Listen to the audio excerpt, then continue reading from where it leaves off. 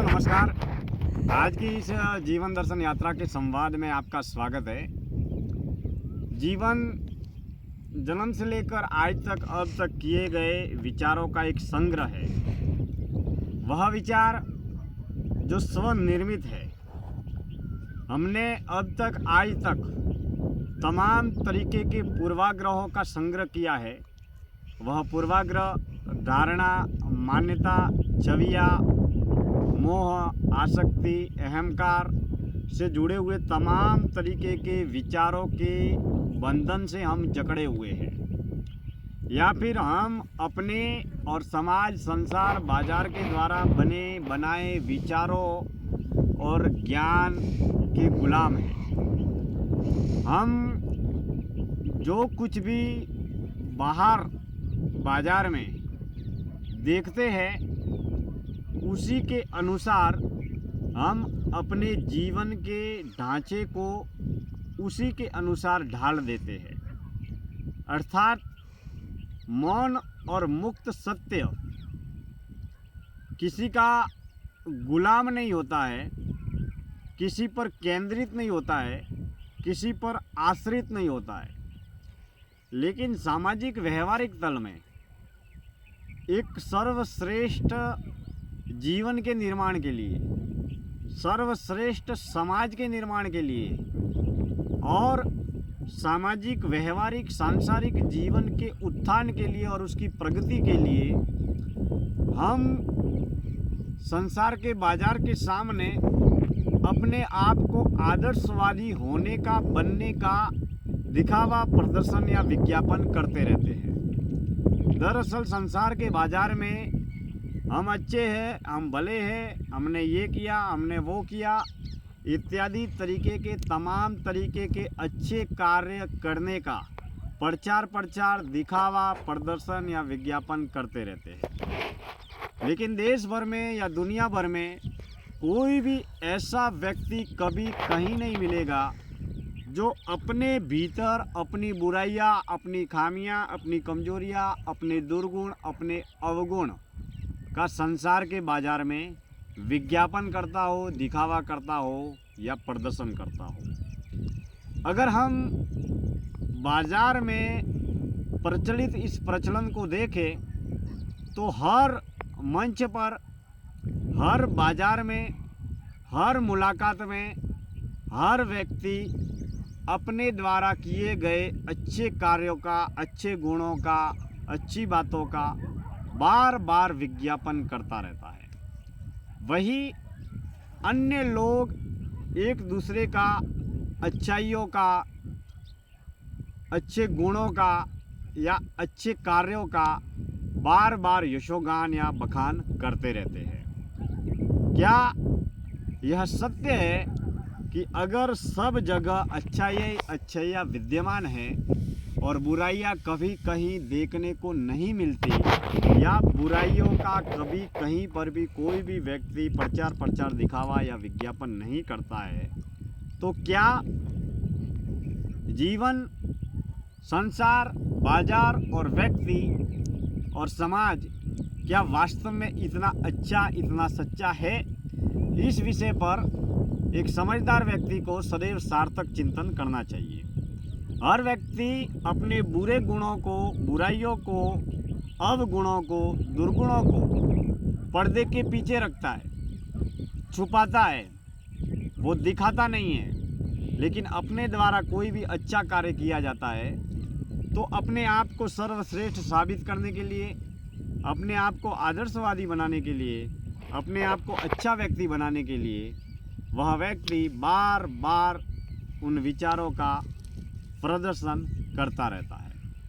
लेकिन सत्य सदैव दर्शन और प्रदर्शन के बाजारवाद से मुक्त है।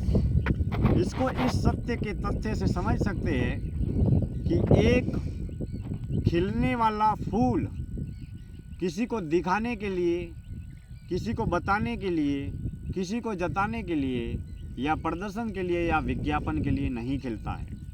खिलना उसका सहज, सरल, मौन, मुक्त स्वभाव है। एक खिलने वाला फूल घर के गमले में भी खिलता है और खिलने वाला फूल बहुत लंबे चौड़े हज़ारों किलोमीटर तक फैले हुए जंगल में भी खिलता है, जहाँ पर कोई भी व्यक्ति उसे नहीं देखता है। तो मित्रों, मौन मुक्त सत्य की न तो कभी तुलना की जा सकती, न कभी तोला जा सकता।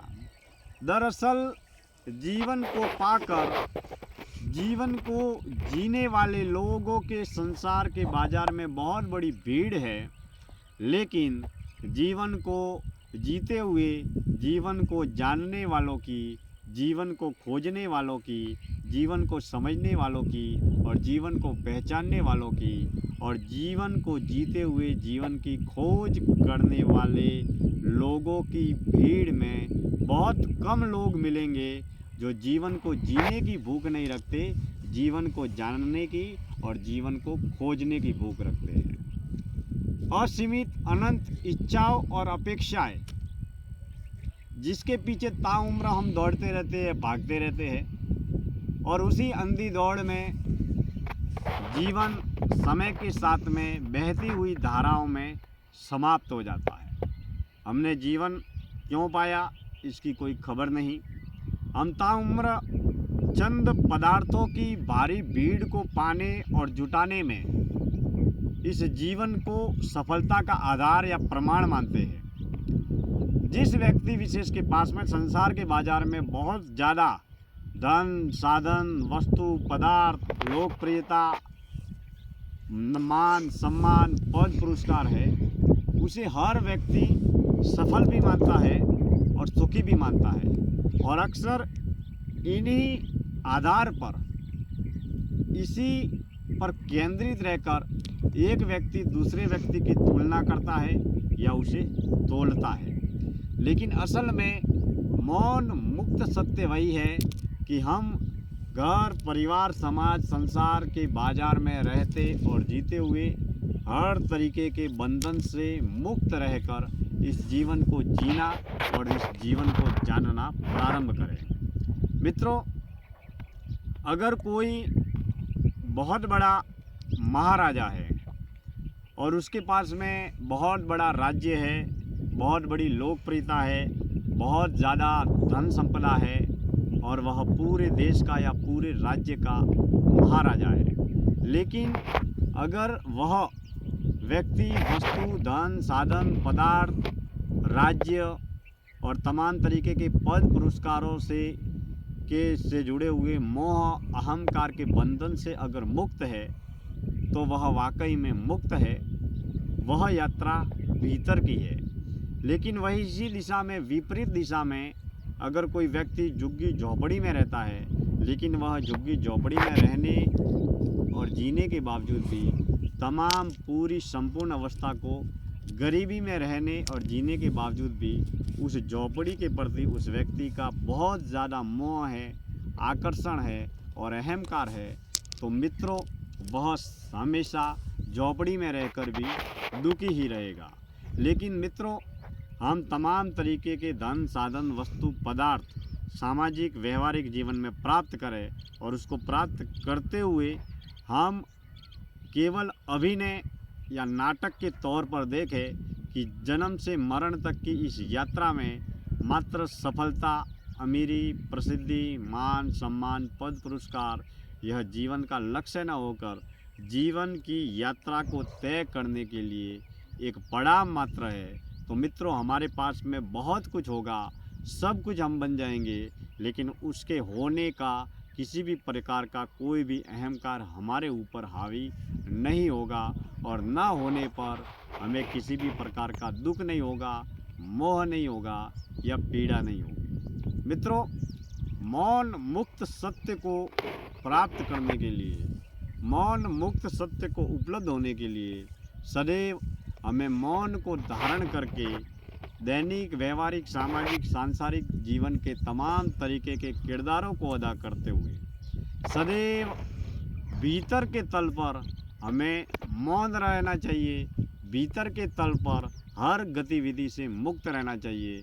मात्र देह और मन के जरिए तमाम तरीके के बाजारू, सांसारिक, व्यवसायिक किरदारों को अदा करना चाहिए।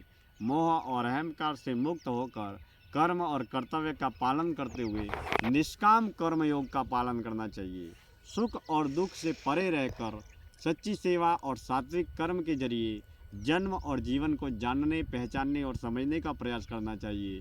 भीतर डुबकियां लगाकर खुद ही खुद के भीतर होश में रहकर, साक्षी भाव में जीकर, खुद के भीतर डुबकियां लगाकर खुद के जीवन को जानने, पहचानने, समझने का प्रयास करना चाहिए। क्योंकि हमने पंच ज्ञान इंद्रियों के माध्यम से बाहर दौड़कर, भागकर, भटककर देश और दुनिया के बारे में सब कुछ जान लिया, बहुत कुछ जान लिया, बहुत कुछ पा लिया। लेकिन जिस दिन दोस्तों खुद ने खुद की खबर को खोजने का अभियान प्रारंभ कर लिया, उस दिन हमारा जन्म लेना, जीवन जीना और धरती पर रहना और जीना सार्थक हो जाएगा।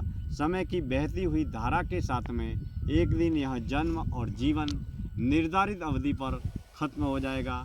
अगर हम अमीरी, प्रसिद्धि, पद, पुरस्कार की इस अंधी दौड़ में लगातार दौड़ते रहे, भागते रहे, दौड़ते रहे, भागते रहे, तो पलक झपकते ही जन्म और जीवन एक दिन खत्म हो जाएगा, नष्ट हो जाएगा। हम कहाँ से आए ये खबर नहीं, कहाँ जाना है ये खबर नहीं। हमने जन्म लेकर, जीवन पाकर क्या पाया और क्या खोया इसकी भी कोई खबर नहीं।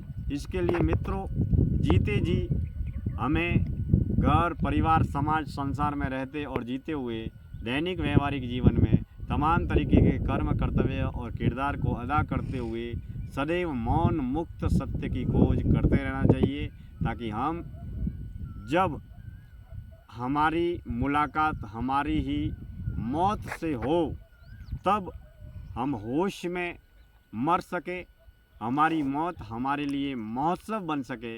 लेकिन ऐसा तभी संभव है जब हम हर श्वास, हर क्षण और हर कर्म को होश में रहकर, होश में जीकर, होश के अभियान के जरिए बेहोशी के भरे बाजार में होश की यात्रा को तय करें।